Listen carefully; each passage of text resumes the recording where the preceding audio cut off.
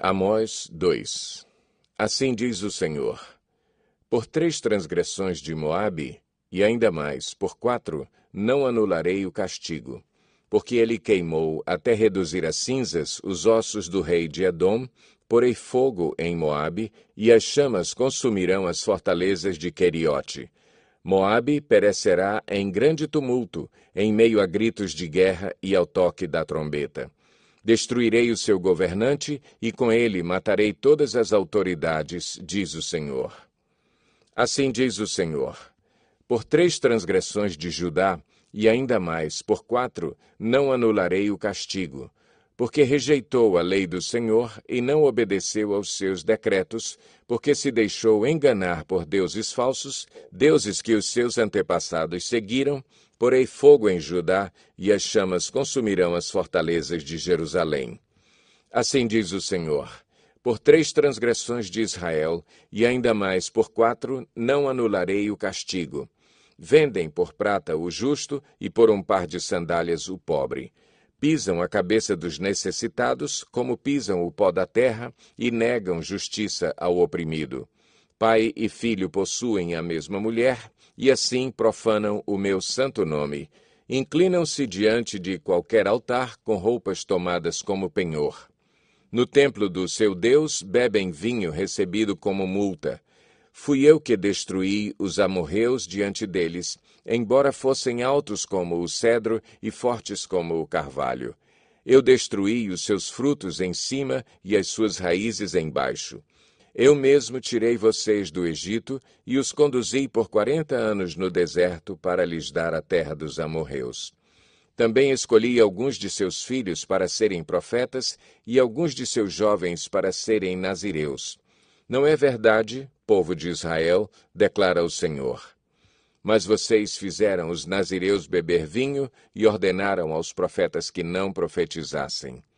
Agora, então, eu os amassarei como uma carroça amassa a terra quando carregada de trigo. O ágil não escapará, o forte não reunirá as suas forças, e o guerreiro não salvará a sua vida. O arqueiro não manterá a sua posição, o que corre não se livrará, e o cavaleiro não salvará a própria vida.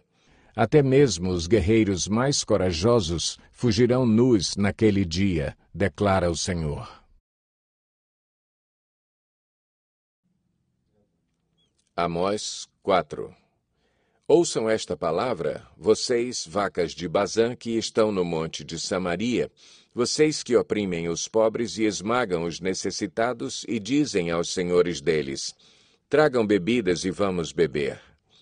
O Senhor, o soberano, jurou pela sua santidade. Certamente chegará o tempo em que vocês serão levados com ganchos, e os últimos de vocês com anzóis. Cada um de vocês sairá pelas brechas do muro e serão atirados na direção do Armon, declara o Senhor. Vão a Betel e ponham-se a pecar. Vão a Gilgal e pequem ainda mais. Ofereçam os seus sacrifícios cada manhã, os seus dízimos no 3º dia. Queimem pão fermentado como oferta de gratidão e proclamem em toda parte suas ofertas voluntárias. Anunciem-nas, israelitas, pois é isso que vocês gostam de fazer, declara o Senhor, o soberano. Fui eu mesmo que dei a vocês estômagos vazios em cada cidade e falta de alimentos em todo lugar, e mesmo assim vocês não se voltaram para mim, declara o Senhor. Também fui eu que retive a chuva, quando ainda faltavam 3 meses para a colheita. Mandei chuva a uma cidade, mas não a outra. Uma plantação teve chuva, outra não teve e secou. Gente de 2 ou 3 cidades ia cambaleando de uma cidade a outra em busca de água, sem matar a sede, e mesmo assim vocês não se voltaram para mim, declara o Senhor. Muitas vezes castiguei os seus jardins e as suas vinhas, castiguei-os com pragas e ferrugem. Gafanhotos devoraram as suas figueiras e as suas oliveiras, e mesmo assim vocês não se voltaram para mim, declara o Senhor. Enviei pragas contra vocês como fiz com o Egito. Matei os seus jovens à espada, deixei que capturassem os seus cavalos. enchi os seus narizes com o mau cheiro dos mortos em seus acampamentos, e mesmo assim vocês não se voltaram para mim, declara o Senhor. Destruí algumas de suas cidades, como destruí Sodoma e Gomorra. Ficaram como um tição tirado do fogo, e mesmo assim vocês não se voltaram para mim, declara o Senhor. Por isso, ainda o castigarei, ó Israel, e porque eu farei isto com você, prepare-se para encontrar-se com o seu Deus, ó Israel. Aquele que forma os montes, cria o vento e revela os seus pensamentos ao homem, aquele que transforma a alvorada em trevas e pisa as montanhas da terra, Senhor, Deus dos exércitos, é o seu nome. João 12. 6 dias antes da Páscoa, Jesus chegou a Betânia, onde vivia Lázaro, a quem ressuscitara dos mortos. Ali prepararam um jantar para Jesus. Marta servia, enquanto Lázaro estava à mesa com ele. Então Maria pegou um frasco de nardo puro, que era um perfume caro, derramou-o sobre os pés de Jesus e os enxugou com os seus cabelos. E a casa encheu-se com a fragrância do perfume. Mas um dos seus discípulos, Judas Iscariotes, que mais tarde iria traí-lo, fez uma objeção. Por que este perfume não foi vendido e o dinheiro dado aos pobres? Seriam 300 denários. Ele não falou isso por se interessar pelos pobres, mas porque era ladrão. Sendo responsável pela bolsa de dinheiro, costumava tirar o que nela era colocado. Respondeu Jesus: Deixe-a em paz, que o guarde para o dia do meu sepultamento.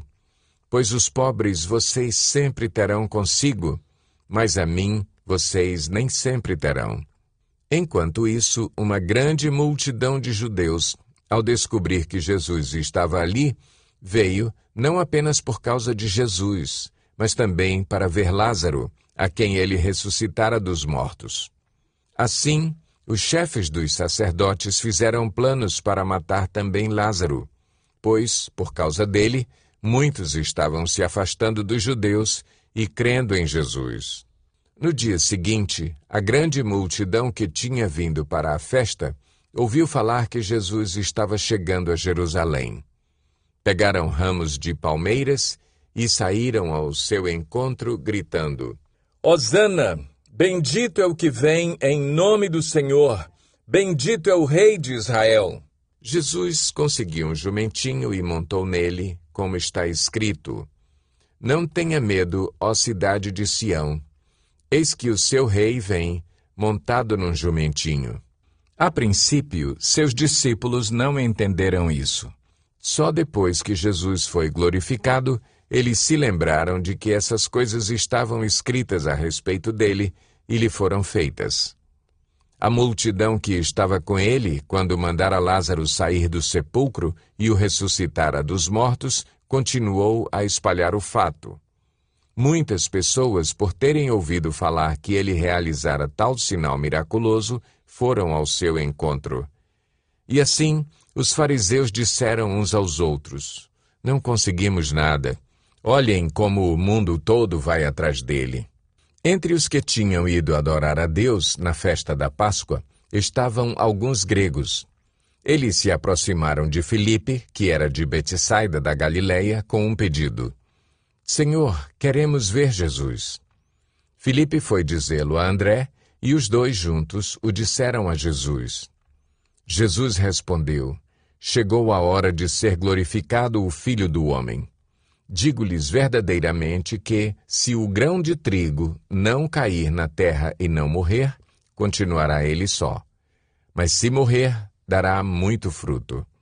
Aquele que ama a sua vida, a perderá, ao passo que aquele que odeia a sua vida neste mundo, a conservará para a vida eterna.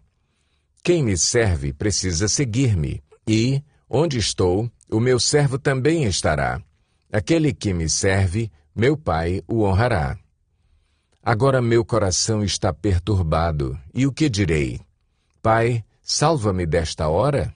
Não, eu vim exatamente para isto, para esta hora. Pai, glorifica o teu nome. Então veio uma voz dos céus. Eu já o glorifiquei e o glorificarei novamente. A multidão que ali estava e a ouviu, disse que tinha trovejado. Outros disseram que um anjo lhe tinha falado. Jesus disse: Esta voz veio por causa de vocês, e não por minha causa.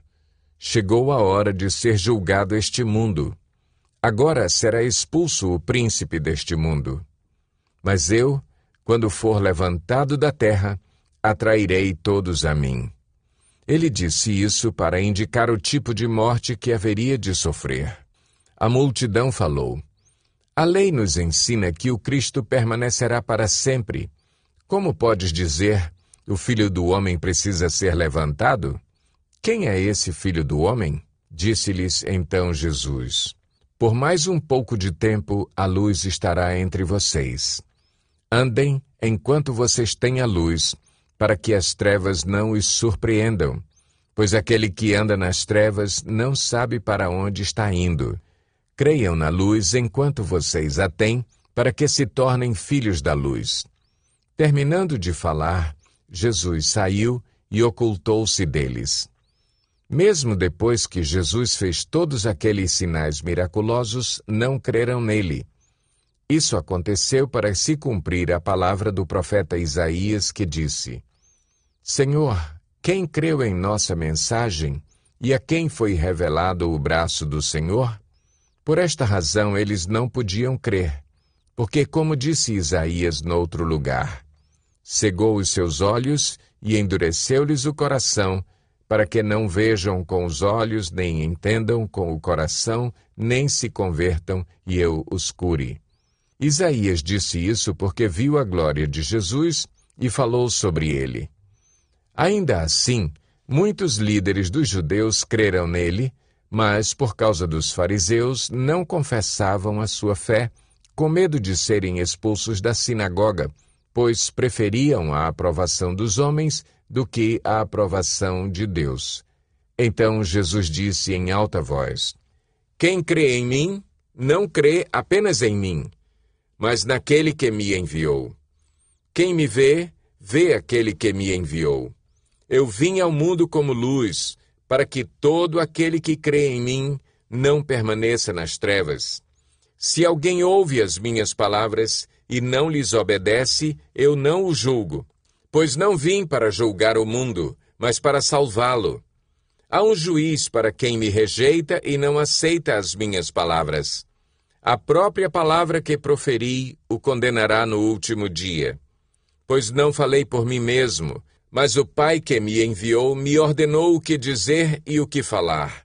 Sei que o seu mandamento é a vida eterna. Portanto, o que eu digo é exatamente o que o Pai me mandou dizer.